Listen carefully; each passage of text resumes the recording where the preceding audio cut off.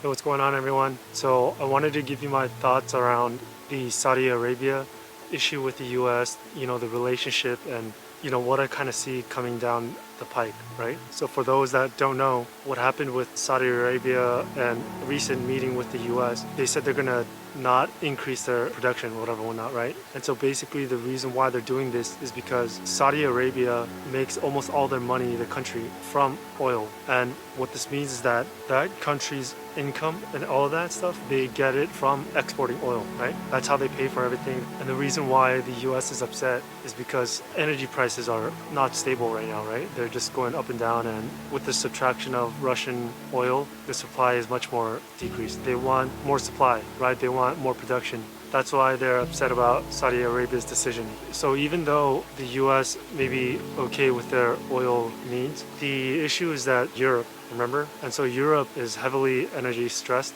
I think they may or may not get it through winter. I think there's a lot of things that are happening, such as Venezuela, sanctions being lifted. I'm going to get into that too as well. But it seems that US is depleting a lot of its reserves and trying to pull a lot of strings and rabbits out of the hat to try and help Europe with the energy needs, right? And that's what's interesting, is that the war and all of that stuff, it seems it has a lot of interest for the US. And I think we all know that by now. As it continues on more and more, it's going to be more and more stressed. Future energy levels is prices are going to be high because there's going to be a lot less, I think. I think a lot of countries, they're going to try to skirt around current existing divide, like the US and Venezuela and whatnot. And I think things might change. So Saudi Arabia says that they're not going to produce more. They don't want supply going up because their country is only based on oil. So they want to bring the supply down so the price of oil goes up. And the reason why they want the price of oil to go up is because they see a recession ahead. And so what they're saying is that there is going to be recessions in the future where the energy demand will decrease, their profit margin will also decrease.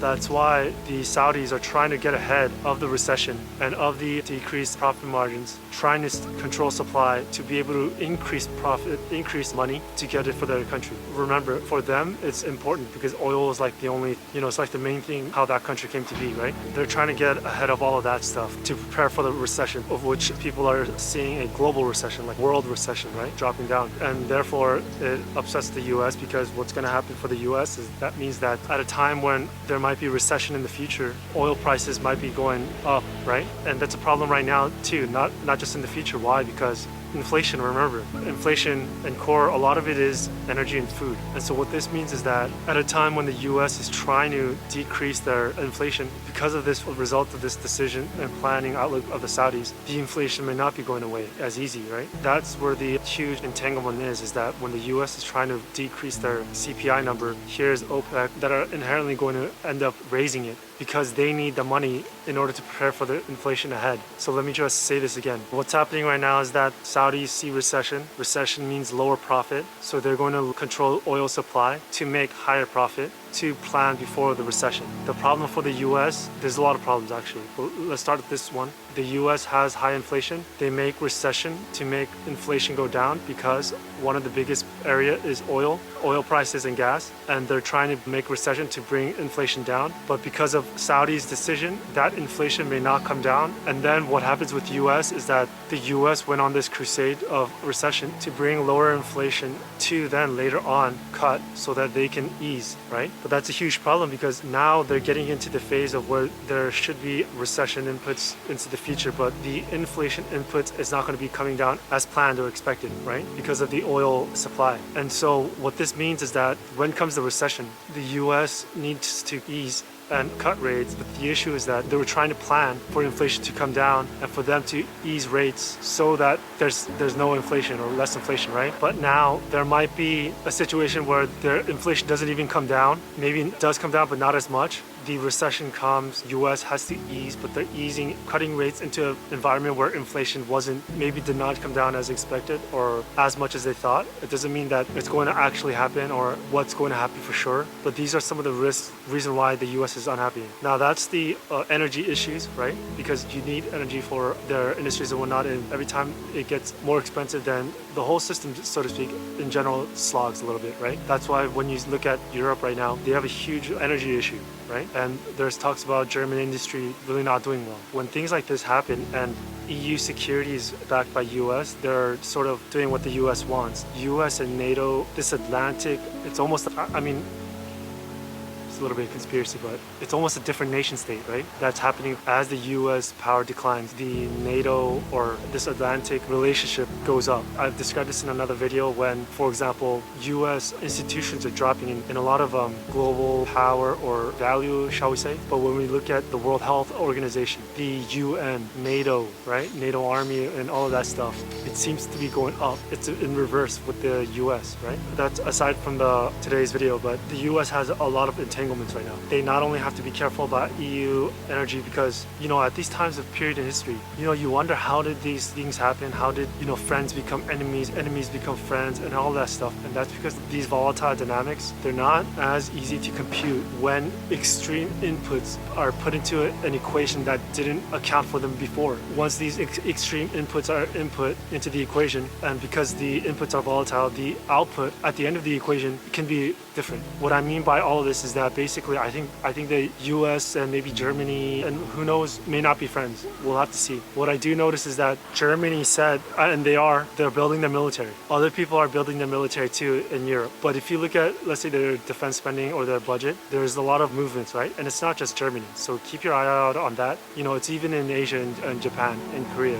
The money, you can see it. Depending on this wartime era that we're going in, if you can't find the different balance sheet or different money flows, what you can do is watch for commodity flows. An example of this would be steel flow, titanium, steel, iron, things of that nature, or uranium, right? Because they're gonna consider uranium as an actual energy projection. But then you can calculate, wait a minute, this country only needs this much amount of uranium for this amount of energy. Why are they doing this, importing that much more, right? And so obviously that can mean two things. One is the outsized requirement of energy that's beyond what their country capacity is required. The second is obviously nuclear weapons. And so again, these are very big butterfly flapping movements that can result in very big things. Now we're moving into two different important parts. One is currency and the other one is the Russia-Ukraine war. So with currency, this is very interesting. The Saudis have been saying they want to start accepting yuan for the oil. Because remember, it was a petrodollar agreement, the dollar for the oil, and everything's priced in dollars. So people need to get dollars to get oil. Essentially what they wanted to do is back it with oil, but they want to switch that and they want to start taking yuan. And so what will happen if something like this happens, the yuan's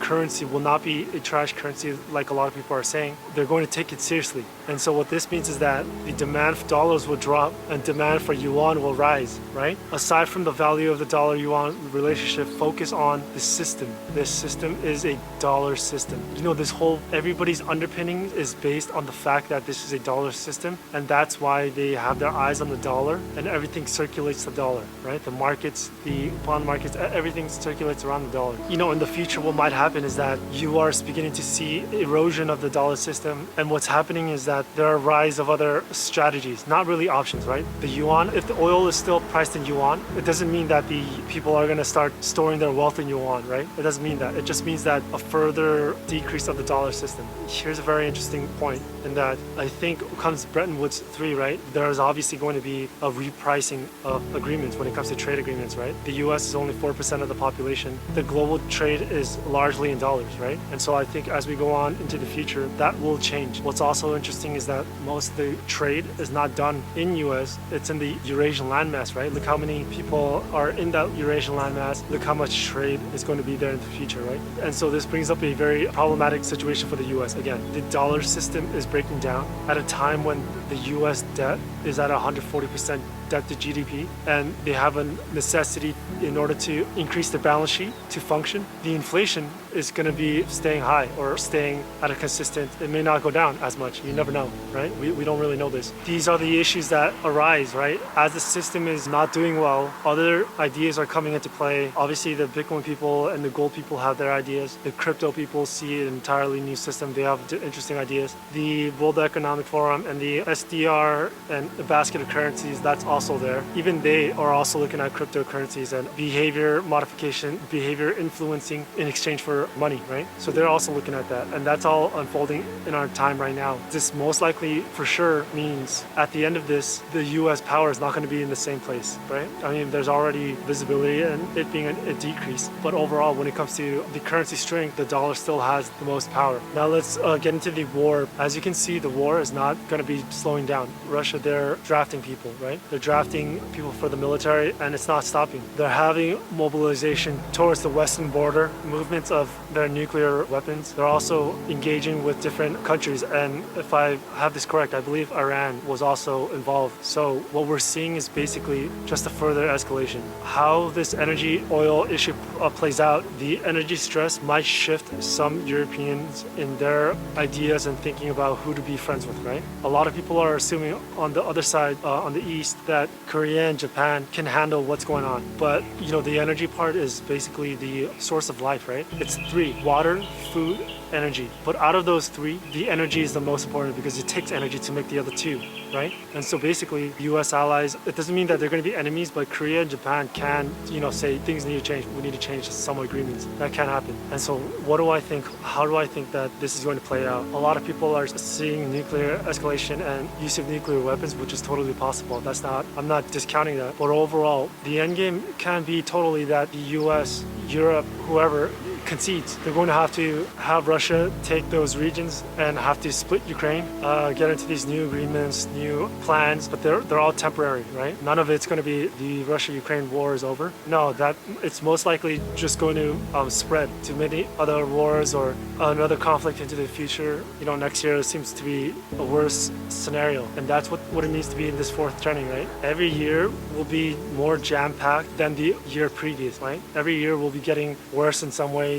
You know, we are going through that time period where stuff that will be written and remembered in history, a lot of revolutions, a lot of war and things like that. There is going to be heavy focus on the currency part, currency and energy part. Those are energy is, you know, they're playing chess right now, right? Or maybe one side might be playing chess, but the other side may be operating in another of what they think is an umbrella of the dollar system. And this whole holistic allied approach to this war, we'll see, you know, could be too soon to tell if the whole thing's going to be over or not. As a result of this Russia-Ukraine war, is the splitting of the world order, right? The unipolar or multipolar world order. And so basically the US-led world order is decreasing, right? And you can see this again in that region. You know, that region is going to have to talk about staying together. Europe, maybe some parts of Europe. And if you look at the Western Hemisphere, right? What's happening with US and Venezuela? Some of the sanctions are being lifted from Venezuela. And I think that the US has very ambitious plans for Central American region, maybe even South American region, right? You're already seeing a little bit of movements, right? The US is already talking about going into Haiti. If you put a military base in Haiti, you could jump off quickly to Venezuela and Mexico,